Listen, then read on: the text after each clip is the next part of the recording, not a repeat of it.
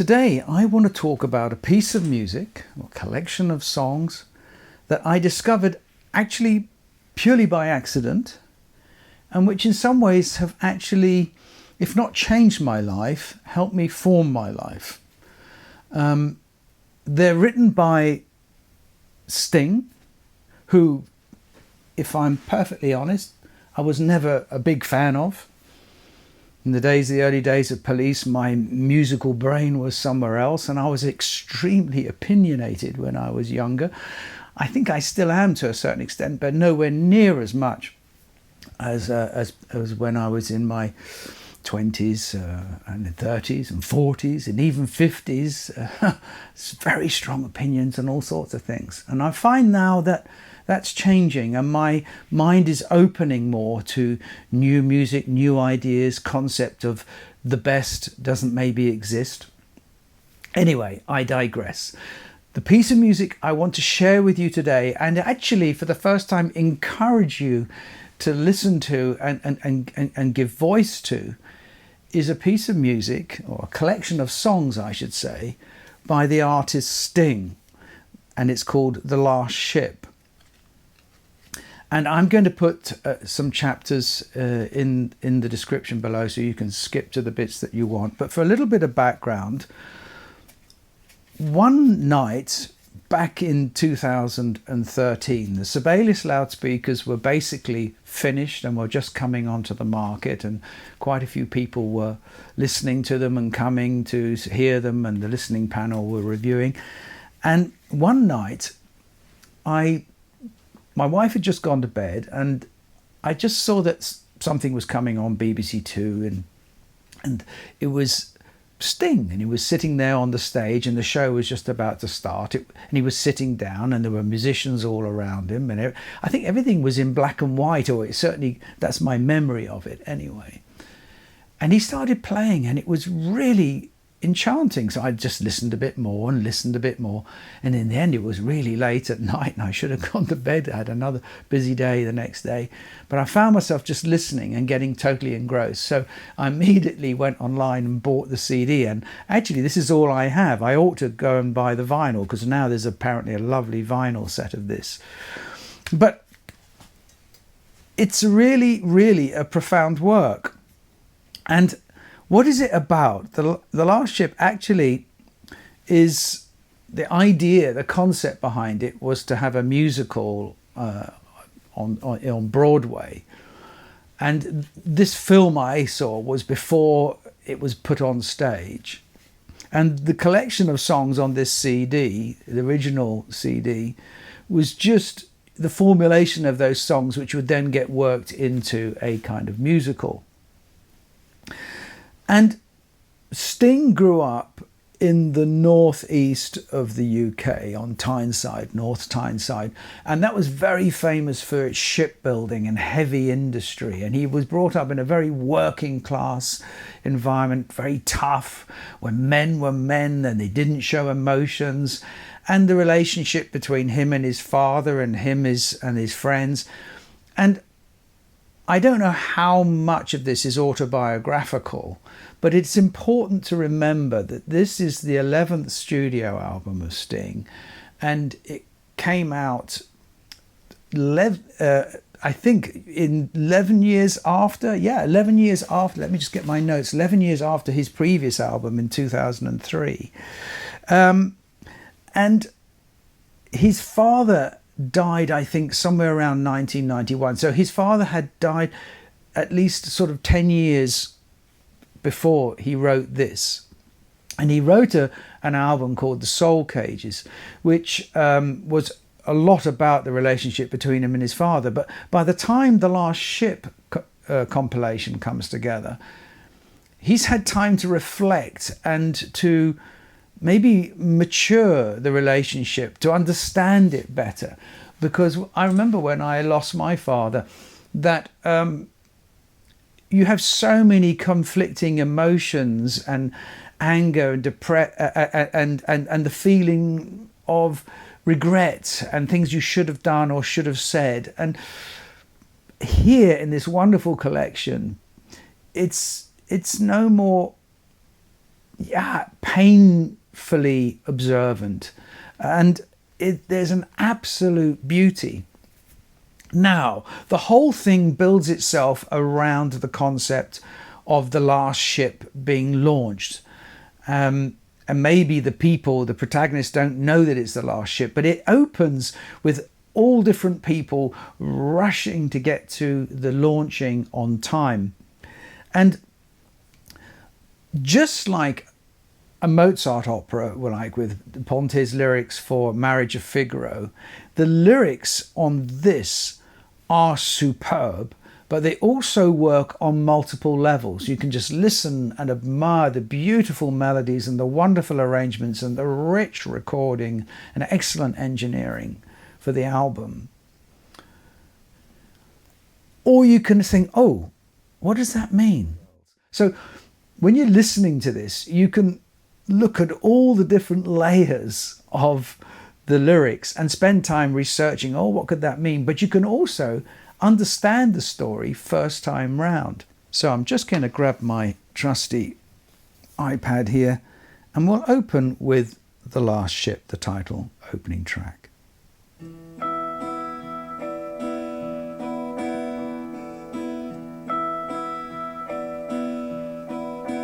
It's all there in the Gospels. A Magdalene girl comes to pay her respects, but her mind is a whirl when she finds the tomb empty. The stone had been rolled, not a sign of a corpse. In the dark and the cold, and she reaches the door, sees an unholy sight. There's this solitary figure in a halo of light. He just carries on floating past Calvary Hill in an almighty hurry, aye, but you might catch him still. Tell me where are you gone, Lord, and why in such haste? Now don't hinder me, woman, I've no time to waste. For they're launching a boat on the morrow at noon, and I have to be there before daybreak. You see, now you might notice that his accent is rather strange, and that's because he's singing in the dialect of his hometown in the north of England, and that is a bit unusual. It takes a bit of a while to get used to, but I find it absolutely beautiful because it does impact the lyrics.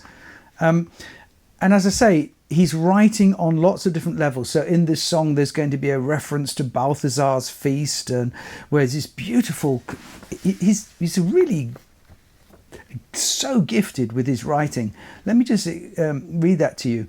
Well, the first to arrive saw these signs in the east, like that strange moving finger at Balthazar's feast, where they asked the advice of some wandering priest, and the sad ghosts of men whom they'd thought long deceased, and whatever got said, they'd be counted at least as the last ship sails. And there he describes the launching of the ship, and it's absolutely marvellous. He says, "Oh, the roar of the chains and the cracking of timbers, the noise at the end of the world in your ears, as a mountain of steel makes its way to the sea."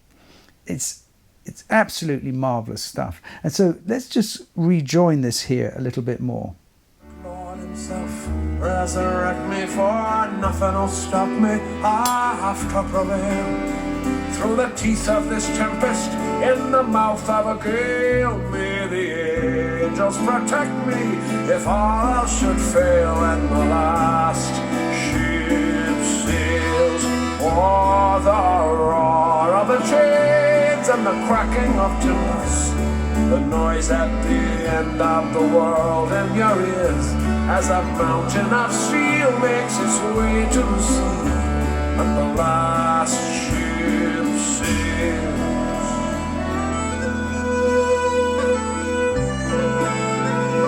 Now there's a lovely usage here of the Northumbrian pipes and the violin, and it's absolutely beautiful. So that gives you a feel for this. Is it folk music? Is it classical music? Is it rock music? Who cares? it's just really, really wonderful. So, and this song builds, and it's really funny because everybody's fighting for their seats on the train. There's the Bishop of Rome, and it's hilarious, and they're all going charging off. So that's the opening track, and that sort of sets the scene. Now, the second song is called Dead Man's Boots. And Dead Man's Boots I find to be very interesting because here it's really obvious what's going on.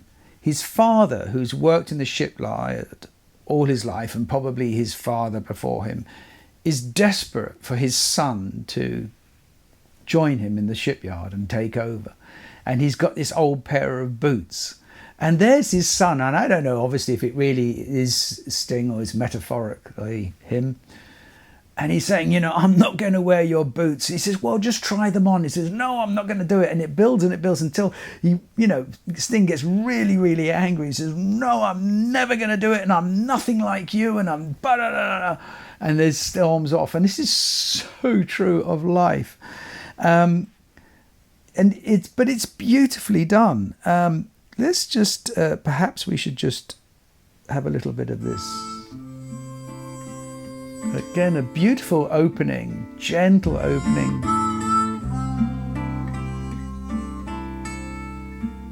You see these work boots in my hands, they'll probably fit you now, my son. Take them, they're a gift from me, why don't you try them on?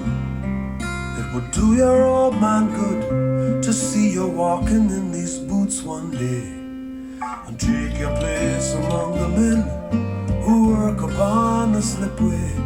These dead man's boots, though they're old and curled, when a fella needs a job and a place in the world, and it's time for a man to put down boots and walk to the river in his old man's boots.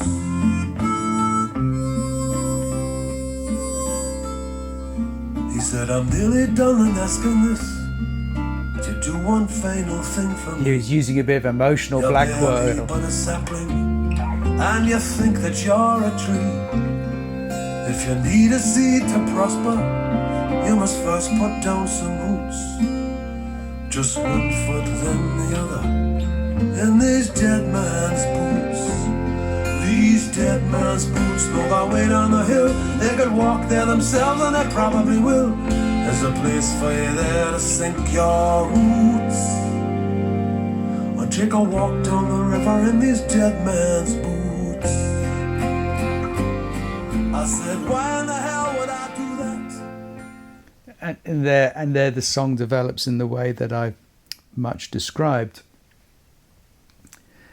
And then we move to a really, really beautiful song, a change of mood here, and a song called And Yet.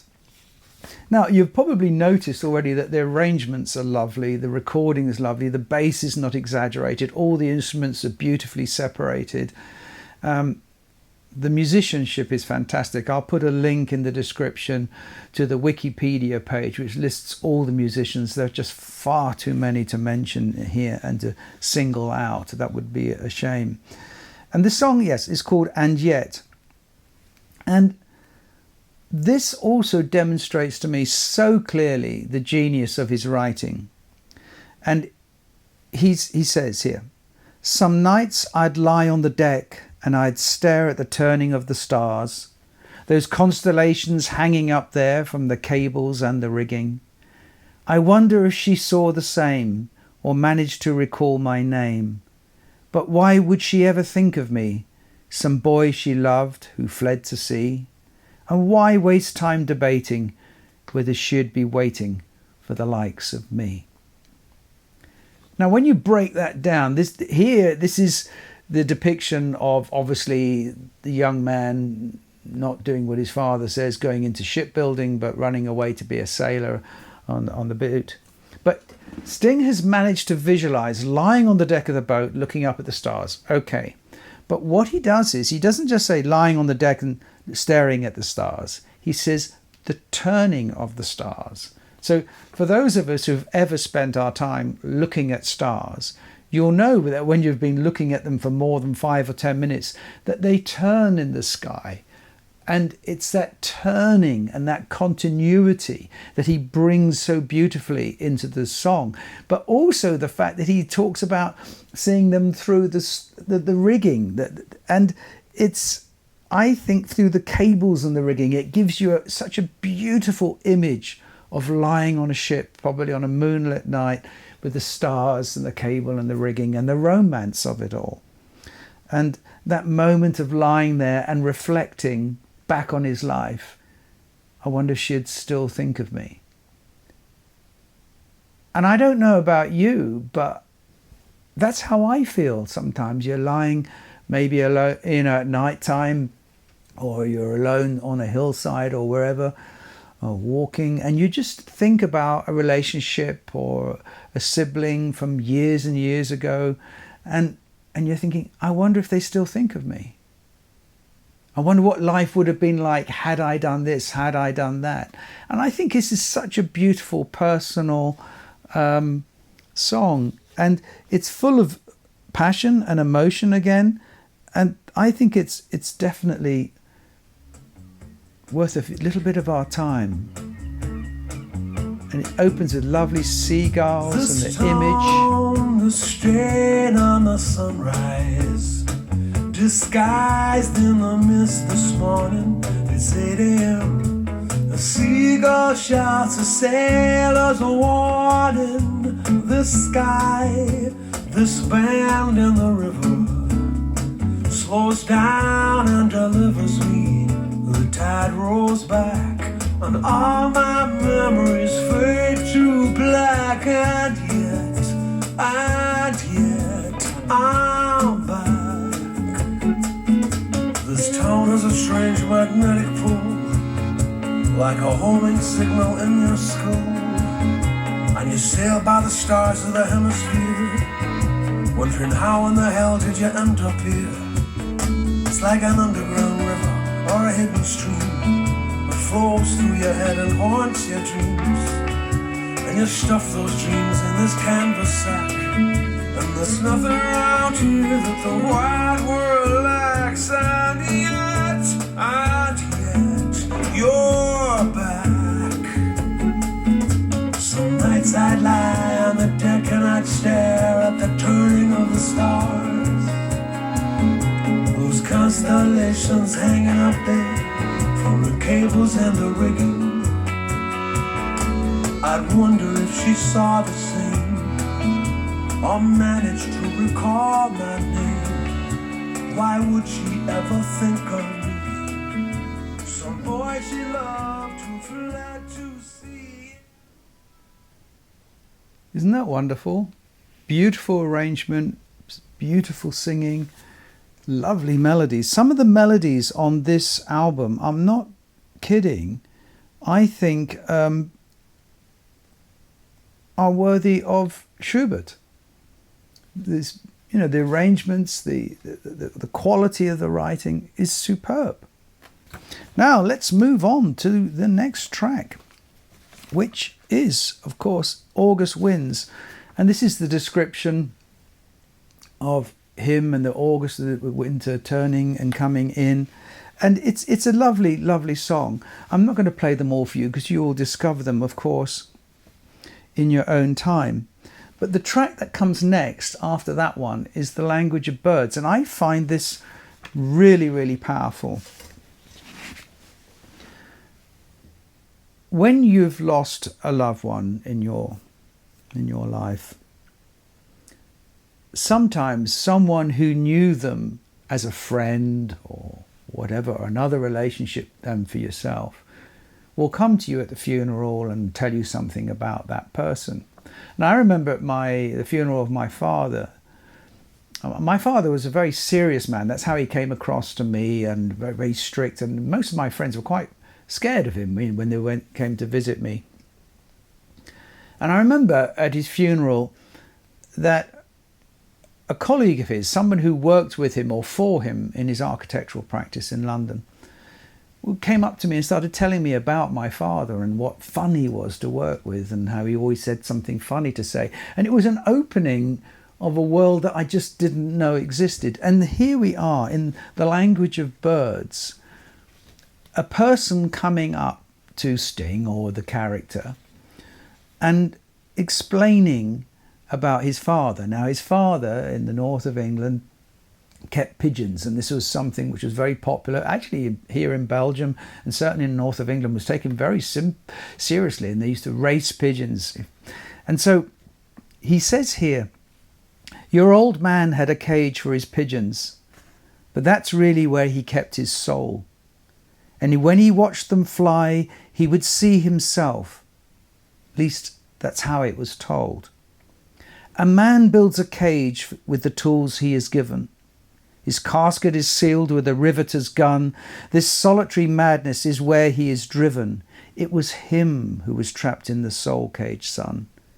It was him that was trapped in the soul cage.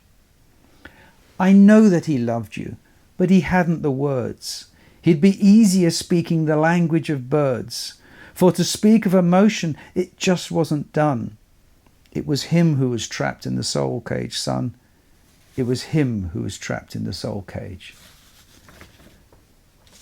And that, I think, is a universal experience. It happens to all of us at some point in our lives. And it's just so, so beautiful. I'm going to play you just a little glimpse of this.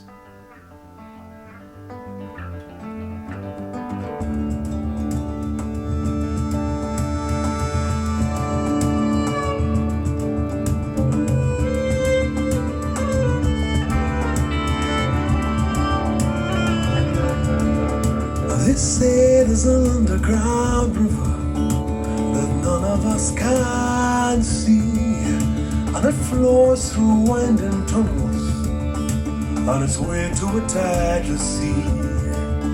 And across that sea is an island, a paradise we are told, where the toils of life are forgotten, and they call it the island of souls. For only soul can go there, a soul that's been set free from the confines of our working life to find eternity.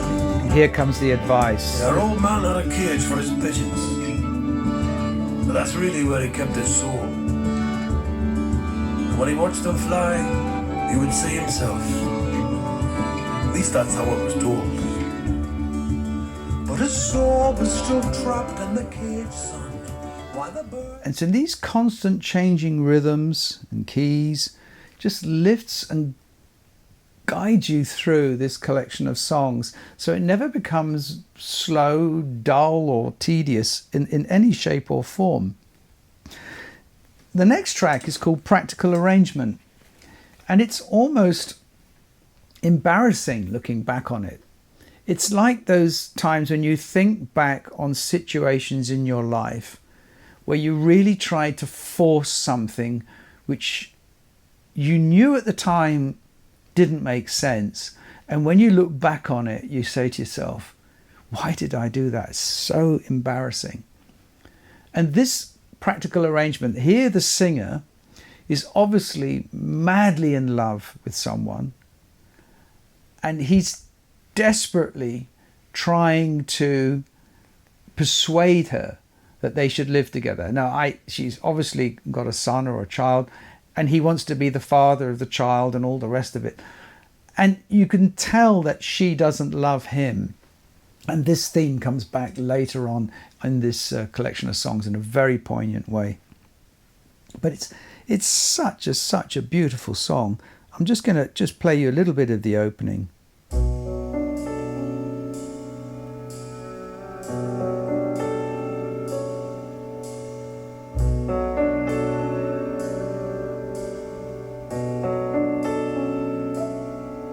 Am I asking for the moon? Is it really so implausible that you and I could soon come to some kind of arrangement? I'm not asking for the moon.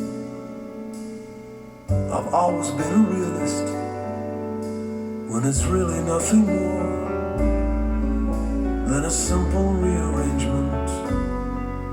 With one roof above our heads a warm house to return to. We could start with separate beds. I could sleep alone or learn to. I'm not suggesting that we'd find some earthly paradise forever. I mean, how often does that happen now? The answer's probably never. But we could come to an arrangement,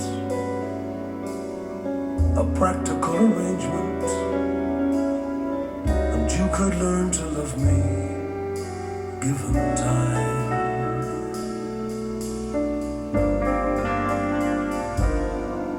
I'm not promising the moon, I'm not promising a rainbow.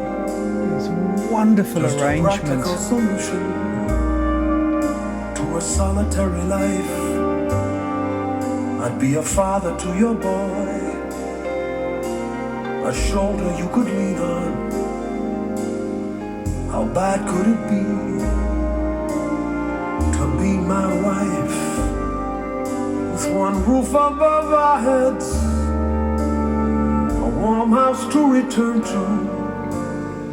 You wouldn't have to cook for me, you wouldn't have to learn to. I'm not suggesting that this proposition here could last forever. I've no intention of deceiving you, you're far too clever. But we could come to an arrangement. I don't know about you, but that is writing to the absolute perfection. The arrangements, the harmonies, the melodies, glorious. Everything matches the sentiment in the song. It's just simply fabulous. The next track, The Night the Pugilist Learned How to Dance, is hilarious. And this is what you find in this album, that ever so often it just, even in these very sad moments, poignant moments, there's still that beauty there. But here it's really funny. Now he's describing a young boy. He's obviously very angry, and he's the kid in the town who does all his fighting and he's always scrapping with everyone, which is the English word for fighting. And he suddenly realizes, this boy, that, you know, I think he says he's 14 years old and he'd never been kissed, and he can't get the girls with his bloody nose and cauliflower ears from all his fighting. So he secretly learns how to dance, and he gets a broom and he's practicing on his own. And if anyone sees him, he will just be pretending to sweep up. And it's so beautifully conceived and so beautifully executed that it's a masterpiece of writing. If Mozart had written it in one of his operas, it would have been a big hit. I'm absolutely sure of it. I'm just going to play you a little glimpse of this, just in the hope that it may inspire you. Great little rhythm. Lovely use of the guitar. In the streets around here, there was nobody tougher than me. I was quick with me fists and fast with me footwork, as you can plainly see. But while fighting was useful for getting your way among the toughs of the town, while you could all sway, there had to be something that was better than this. I was 15 years old and I'd never been kissed. Well, of course she'd ignore me. Her friends would all sneer at me, bloody nose dripping and me cauliflower ear. But it's hard to convince in a romantic pose with a lovely black eye and a broken nose, where a girl is attracted to skills more refined than the pugilist's art. And so I inclined to take myself serious as a modern romancer, and I secretly learned all the moves of a dancer. You swing to the left, you swing to the right, keep your eyes on your partner, more or less like a fight. You just follow the rhythm, keep to the beat.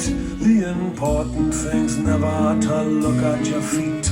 Then a miracle happens. Your mind's in a trance, though the strategy's subtle. Retreat in advance. It's all about attitude, all in your stance.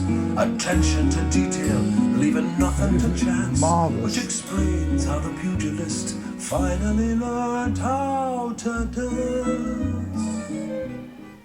It's just marvelous, and he builds the boxing parallel, and he uses the word pugilist instead of boxing. And to be honest, I didn't know the word pugilist, but obviously I understood what it meant by just immediately hearing it. So his vocabulary and his depth of learning and reading is coming clearly through all of these songs. And as I say, when you listen to them and get to know them well, you begin to understand that they work on so many different levels. The next track, the Ballad of the Great Eastern. Now, I was a great fan of the subject of this song, and the subject is Isambard Kingdom Brunel, who was an incredible engineer who built the first iron ship that sailed all the way to Australia and back. He built the suspension bridges, he built docks, he built railways right across the UK, and an incredible engineer. But here in this song, Sting brought to me something I didn't know at all about the building of the Great Eastern, and even about the death of Brunel, and how tough and how ruthless he was. So much so that one night at the end of the shift of building this massive over-engineered ship, two people are missing. A father and son are missing. They haven't come back at the end of the shift, and the bosses have no tolerance for this at all. But despite the bosses, all the people working on the shift, they search the whole night to find these two. And the next morning they have to do their shift all over again, and they're never found. But later on, when the ship is broken up and at the end of its life, which is cut short and is sold for scrap, they find the skeletons of the father and son, and them reaching out to each other in their final moments. They had been welded into the double hull of the ship. And he can bring this fantastic story over in such an amazing way that I'll let you discover that for yourselves. The next track after that is called What Have We Got? And this is sung by Jimmy Nail, a famous actor for the British audience. Also from, I think, comes from the same region as North Tyneside as Sting did. And this is really a rousing song, typically for the stage as well, of like the unions. What have we got? You know, we've got is basically our fighting, our football, and our beer, and our singing, and our families, and working in the shipyard. There is nothing else, and it's a sort of a rabble rousing song, and it fits very well. But I'll let you again discover that. Then we come to this fantastic song, I Love Her, But She Loves Someone Else. And that is the one that reflects back from the previous song, The Practical Arrangement. And I think it's worth exploring a little bit further, because it's got that same melancholic feel. I'm just going to give you a little hint of this if I can get the machine to work.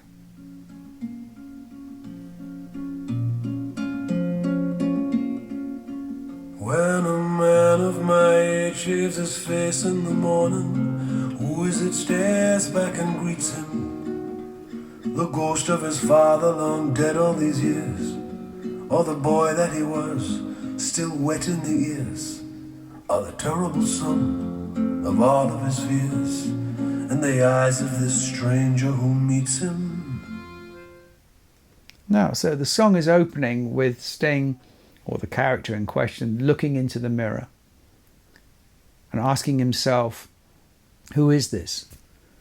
Now, when I'm shaving in the morning, I look in the mirror, but I don't look at myself. I don't stare at myself and say, who is this? And in the odd occasion when that happens and you're looking, my God, who is that old man looking back at me? And this is exactly what he's brilliantly portrayed here. And he's standing there and he's saying, with my father long gone, all of these years, who is this man looking back at me? It's such a powerful song. And the way that it delivers, let's just carry on a little bit more. Strays from his chin or his jawline to face up to the truth of his soul. It's the eyes he avoids, so afraid to acknowledge something strange, unexpected, out of control. There are times when a man needs to brave his reflection and face what he sees without fear. It takes a man to accept his mortality or be surprised by the presence of a tear. It was only an arrangement, a practical arrangement. I forgot the first commandment of the realist's handbook. Don't be fooled by illusions you created yourself, and fall in love with someone when she loves someone else. Like a covering of snow on a winter's night, it glistens and it sparkles in the moonlight, but it's gone by the morning. How quickly it melts. You still love her, but she loves someone else.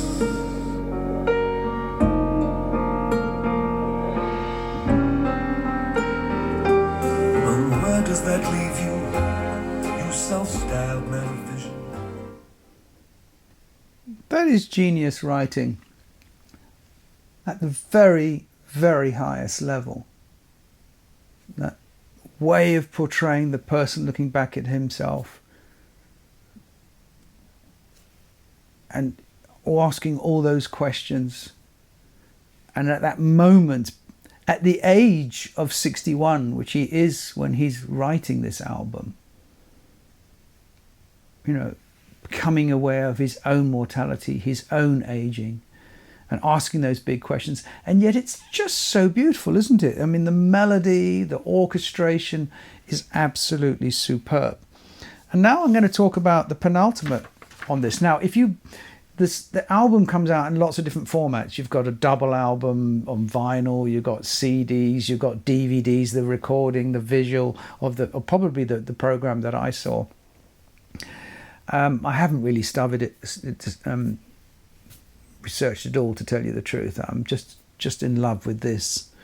But there is a track on here called So to Speak, and at the end a voice comes in to counter his voice, and it's by Betty Unthank, a folk singer. Beautiful voice, and contrasts magnificently with his. But I want to read you the lyrics, and I'll do my best here, because they are so, so beautiful. The situation is this. It's almost certainly his father or a character that he knew from his town growing up, who's obviously seriously ill, probably cancer, and they want to operate on him. And this is what he's saying here. They're seriously saying it's prolonging my life, if I'll only submit to the surgical knife. But what are the odds on a month or a week, when the betting shop's closing its doors, so to speak? When you're tied to a pump and a breathing machine with their x-rays and probes and their monitor screens, and they'll wake you up hungry saying, "How do you feel?" And then you're stuffed full of pills and a barium meal. Prolonging my life? Now that's some kind of joke. I'd be laughing my head off and I'd probably choke. The spirit's still willing, but the rest of me's weak. Now the bets are all off and the prospects look bleak. when you're laid like a piece of old meat on the slab, and they'll cut and they'll slice and they'll poke and they'll jab, and they'll grill you and burn you, and they'll wish you good health with their radium chemo and God knows what else. Well, you can't fault the science, though the logic is weak. Is it really an eternal life we should seek?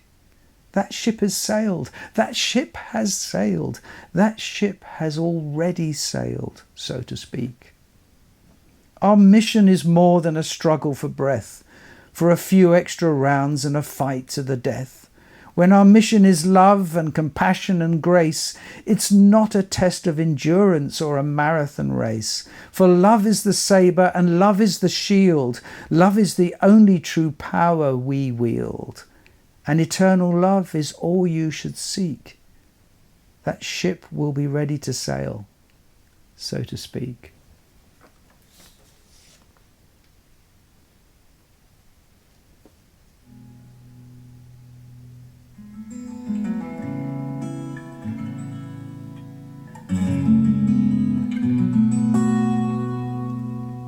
I seriously saying it's prolonging me life, if I'll only submit to this surgical knife. But what are the odds on a month or a week, when the betting shop's closing its doors, so to speak? When you're tied to a pump and a breathing machine, with our x-rays and probes and our monitor screens, and they'll wake you up hungry, saying how do you feel? And then you're stuffed full of pills and a burial meal. Prolonging me life now, that's some kind of joke. I'd be laughing me head off and I'd probably choke. The spirit's still willing, but the rest of me's weak now. The bets are all off and the prospects look bleak, when you're laid like a piece of old meat on the slab. Isn't that beautiful? And I'm going to move it forward in the hope that we'll end up with somewhere a bit further on. And eternal love is all you should seek. That ship will be ready to sail, so to speak. I hear what you're saying, 'cause I've heard it before, but I'm afraid if I let what is passed through my door. How long would you stay? A month or a week? When that ship is already sailed, so to speak. Should I settle for something that's safe on the sail? What would it profit me? What is it worth if I lose something precious, completely unique, when it's only eternity's love we should seek? For when that ship sails and the course has been set, and the winds in the offing and the sails have been let, and the hatches are full and the hull doesn't leak, the ship is all ready to sail, so to speak.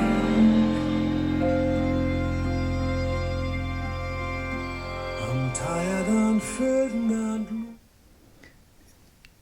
And this leads us on this selection to the reprise of that song at the beginning, and it just comes so beautifully and it makes a nice ending.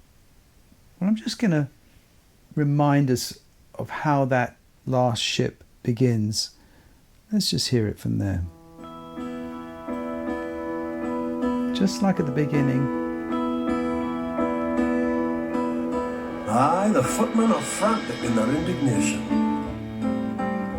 You see, the Queen's took a taxi herself to the station, where the porter's surprised by a lack of royal baggage.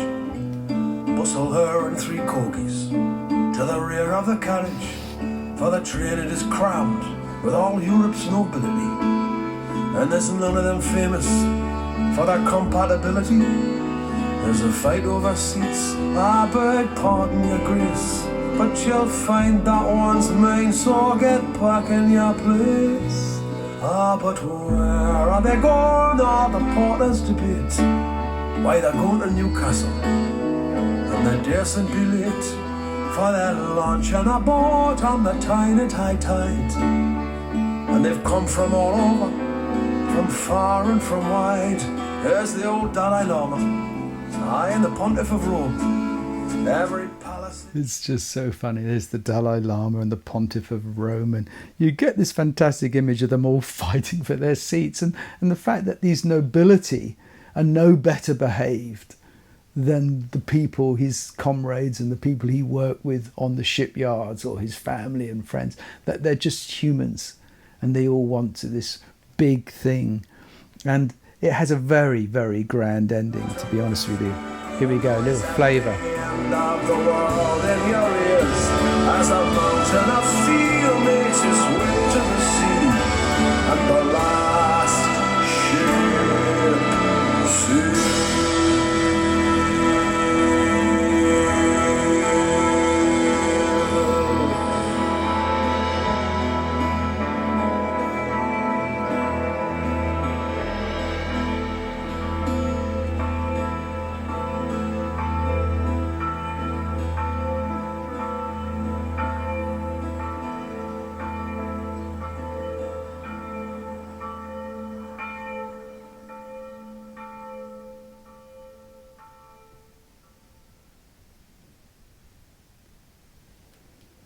Well, I hope you've enjoyed that, and I will see you in the next video. Enjoy the music.